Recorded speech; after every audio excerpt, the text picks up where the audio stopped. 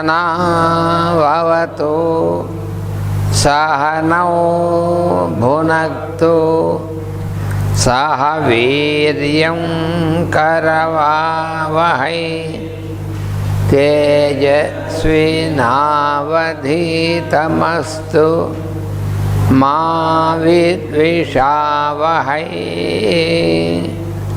ॐ शान्ति शान्ति शान्तिः।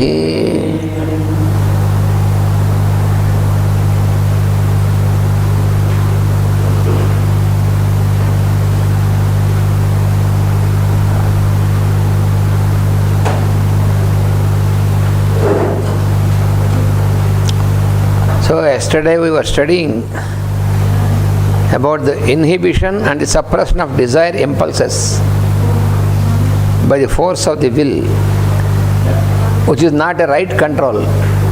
Suppression is not a control. That we have to understand.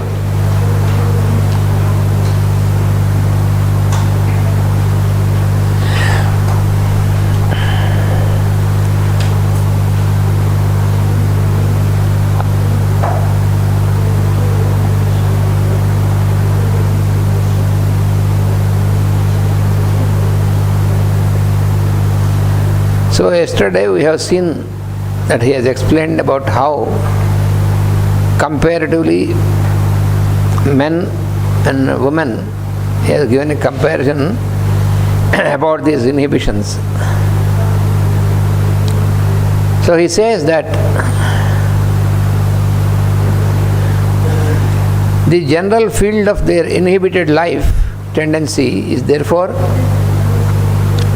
of greater extent, and consequently more men suffer from cancer than women.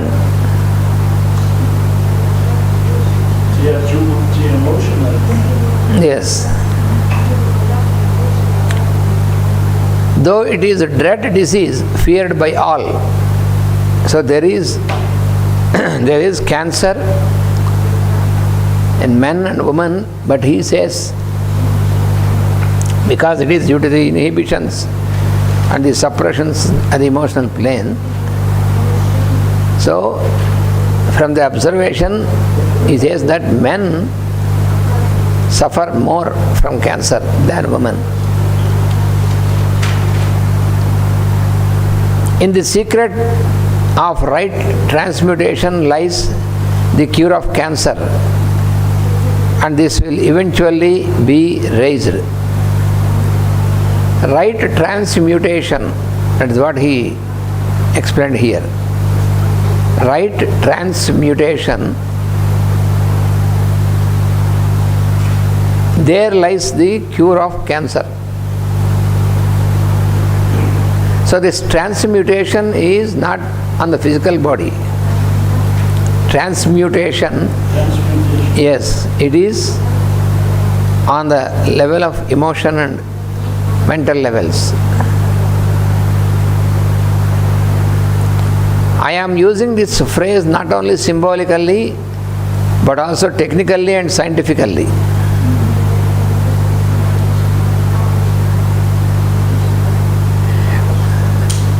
In the secret of right rhythmic living, right rhythmic living, and in right proportional accent upon all phases of life.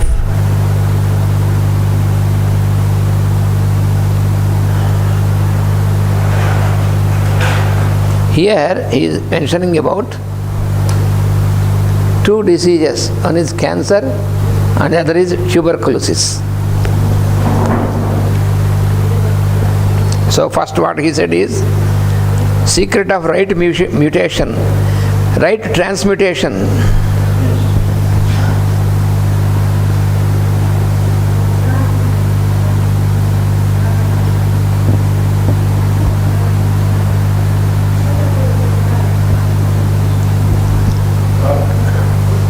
So in the secret of In the secret of transmutation lies the cure of cancer.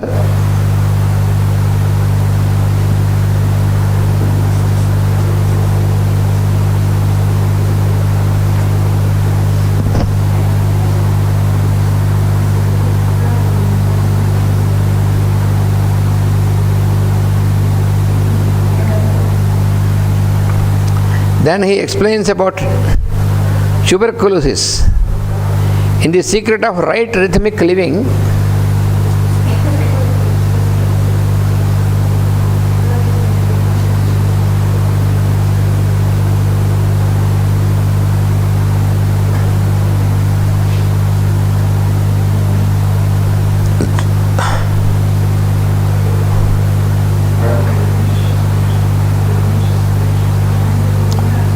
right rhythmic living and in right proportional accent,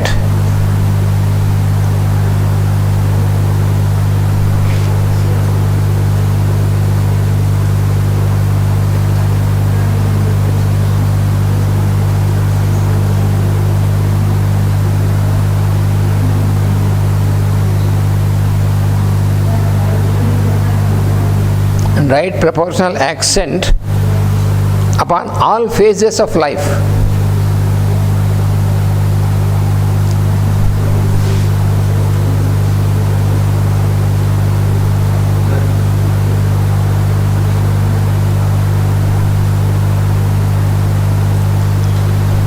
Upon all phases of life will come complete immunity from tuberculosis. This gives complete immunity from tuberculosis. So, right rhythmic living.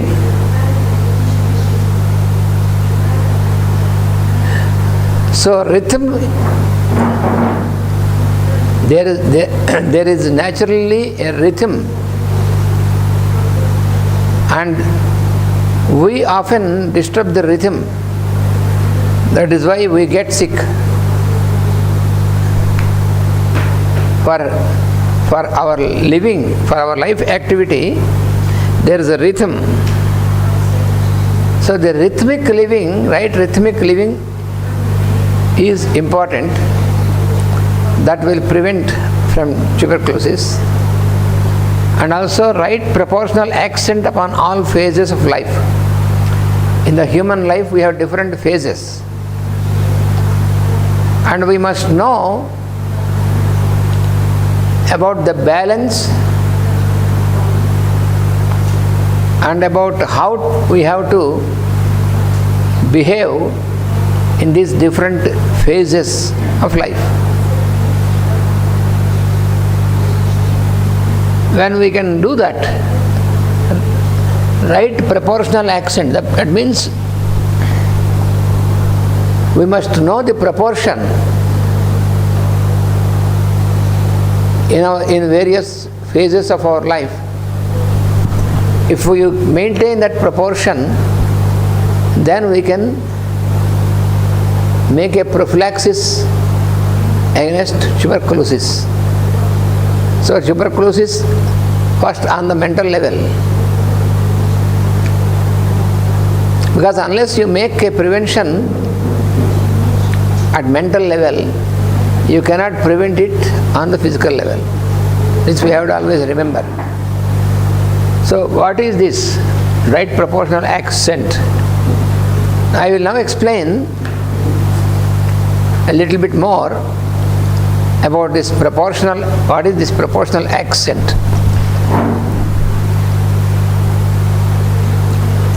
So since our birth,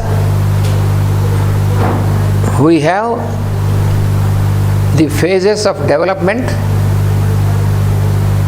not only of the form.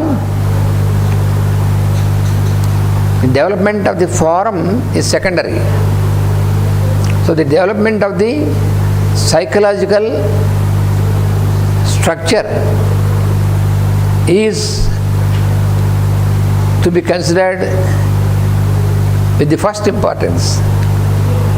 So when we are born, so In the first phase, first early phase, we need the care of the mother and father.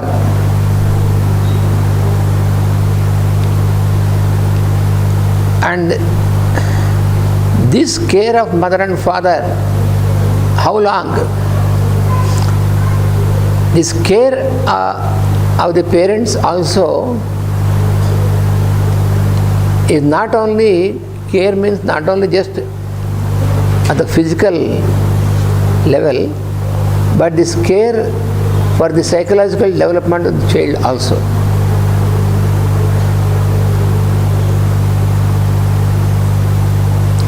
And this care for the development on the psychological level, it continues up to almost that age when we complete our education.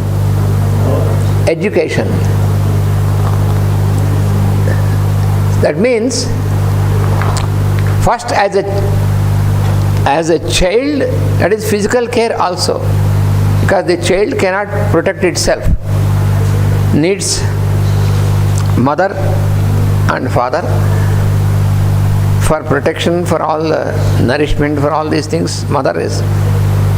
So this is from the very initial stage. After the child is a little bit grown up, that the child can be independent, then also it is under this care. But at that stage, during this stage of development, the child should be under the care, but the child is allowed to imitate, is allowed to imitate and to learn, because the learning phase starts. Because first, the child starts to speak. How? By observing, by imitating. That is how the child learns to speak at the first thing. And then learns to move, to walk. And then learns to do certain things.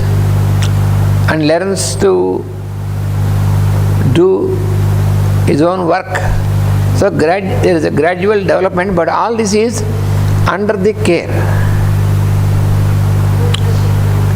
And learning of faculties as well as learning of wisdom, both on both levels, this continues till certain phase.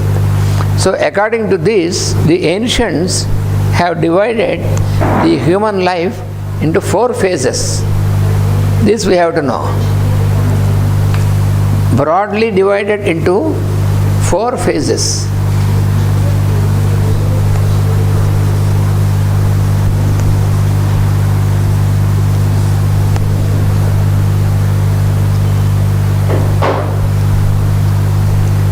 The first phase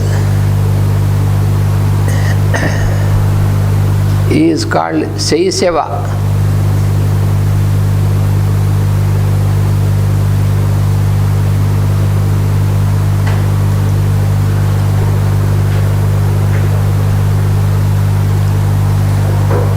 Shaisava,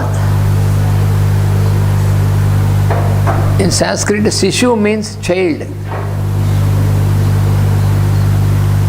Sishu means child. Yeah. So Shaisava means the phase of a child. But child means only not just a little baby, but from that stage until certain stage of, until which stage approximately it goes to about 21 years of age. That is approximately like that. Shaisava. And during this period, During these 21 years of age, the early Saisava, early childhood is before. Up to the 7th year is early. From 7th year onwards, almost, it is a part of Saisava, but it is called the phase of Brahmacharya.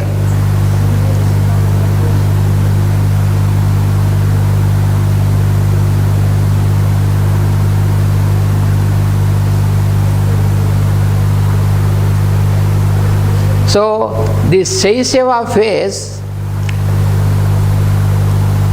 in this period, it is the phase of learning right from the childhood.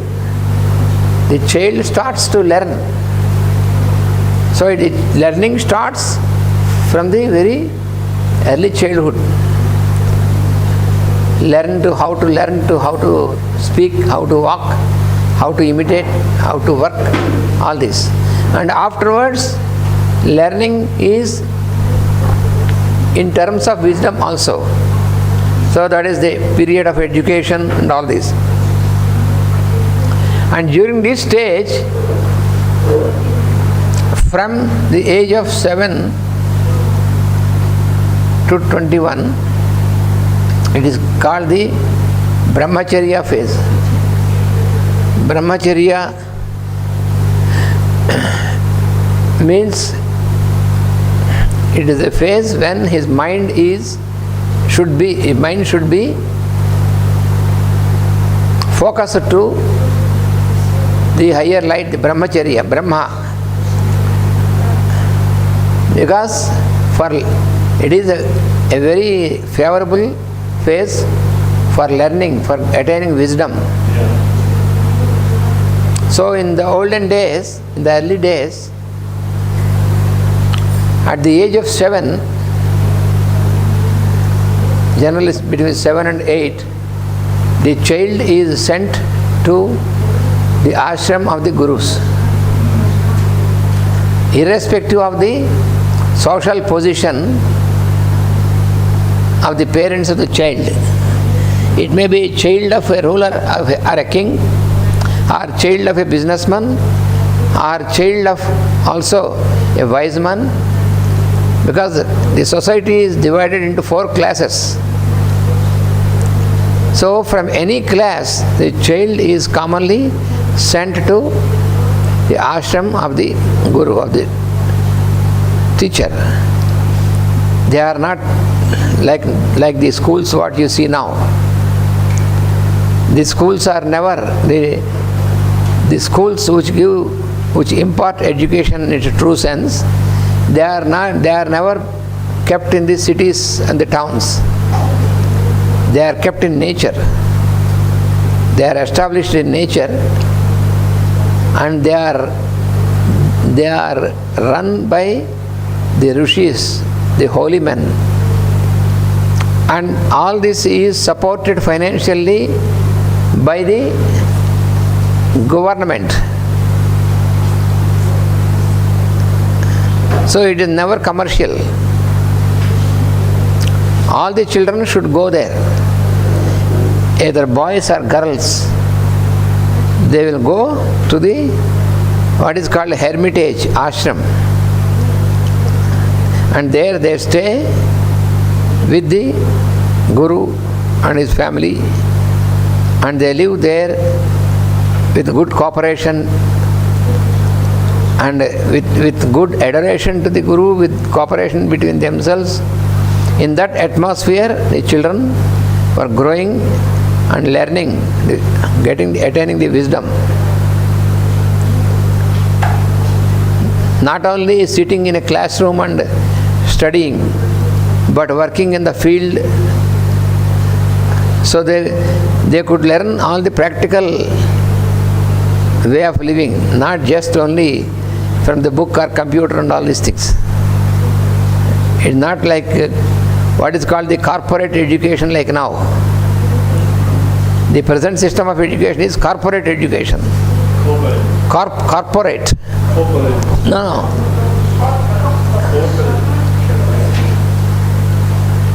Corporate.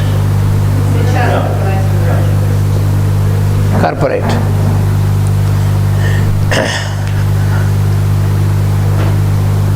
But that type of education is the real education, because they will learn how to coexist, how to cooperate with each other, and they learn in a practical manner. So all this process of learning is in a very good atmosphere away from the cities. And so in this phase may go up to 20 or 21 years. During this phase, they are completely under learning and under celibacy.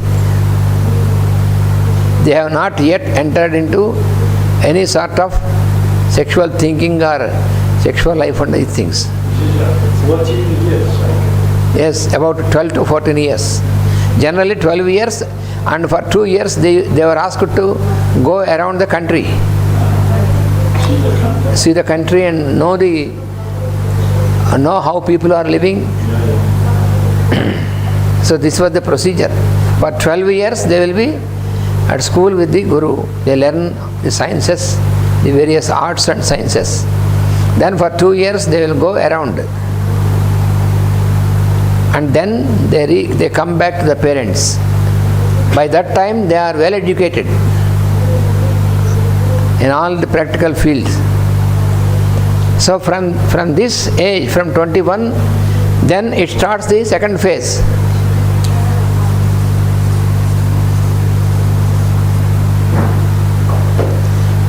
So this Shaisava is the classification according to the age, this type of classification. So the next phase is called Yavana. Yavana. Yavana means youth. The youth phase.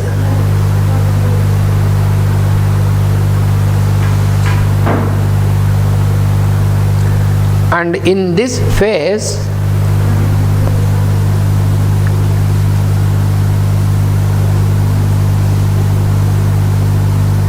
they enter into the married life.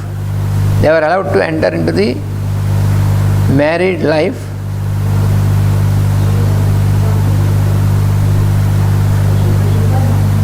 And they become householders. It is called Grihastha. Grihastha.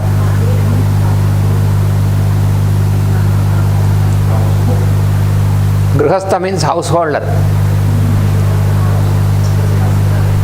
So they establish family and they take the responsibility of the family. So until before starting of this, they are under the care of parents and the gurus. Now they are evolved. Now they can become parents and gurus because of their so much of wisdom what they have attained and so much of experience. Now they enter into this life, and so they know the responsibility and the purity of life and all these things. Then they will marry, they will get children, they take care of the children, and also they take the responsibility in the society. So this householder phase is called Grihastha, and this starts with this phase of Yavana, from the youth onwards. So this Grihastha phase continues up to almost 50, approximately 55, like that. 50, 55, like that age.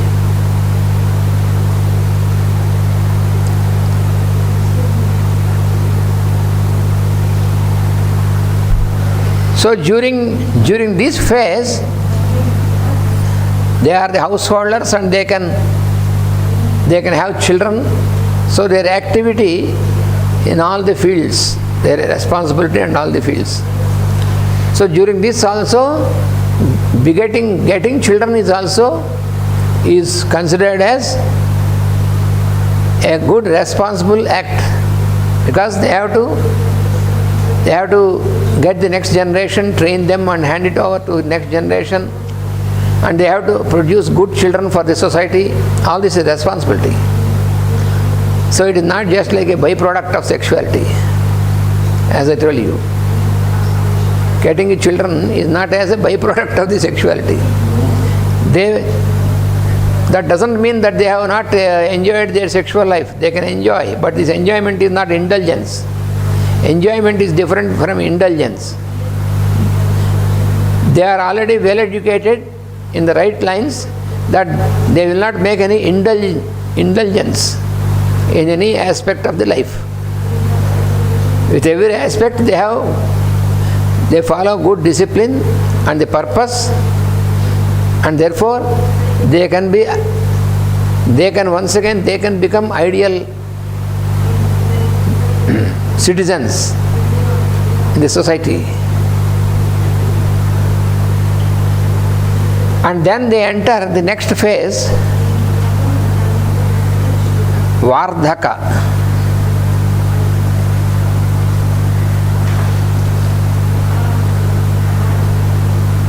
Vardhaka means it is the end of growth, and so you will grow to a certain extent, even physical growth or certain growth. But the growth of wisdom does not stop, but the physical growth or responsibilities, all these things.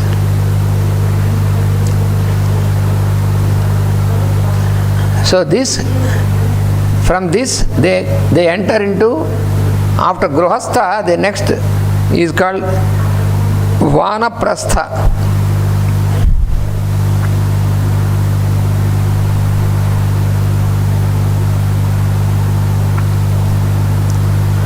Vanaprastha. Vanaprastha. Vanaprastha. Vanaprastha it is called because Vana means forest. You see, Vana means forest. Vanaprastha is the third phase. These two correspond always. This correspond. Vanaprastha. In this phase, it is not necessarily that they should leave the house and go into the forest or in the old age homes. It is not like that.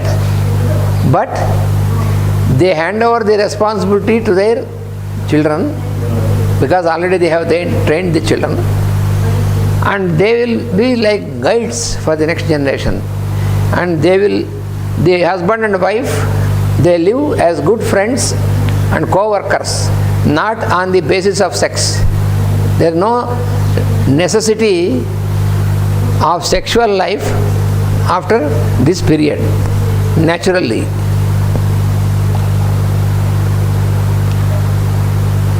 So this Vanaprastha, they live as if they are living in a hermitage, in a forest. They may go or they may not go, they can choose, but their living will be, the basis of their living is now on different basis. They live as good friends and cooperation, co-workers, to give training to others, to give guidance and training, and give proper education. They can also establish ashram and then receive the students and train them. So in any way, so they contribute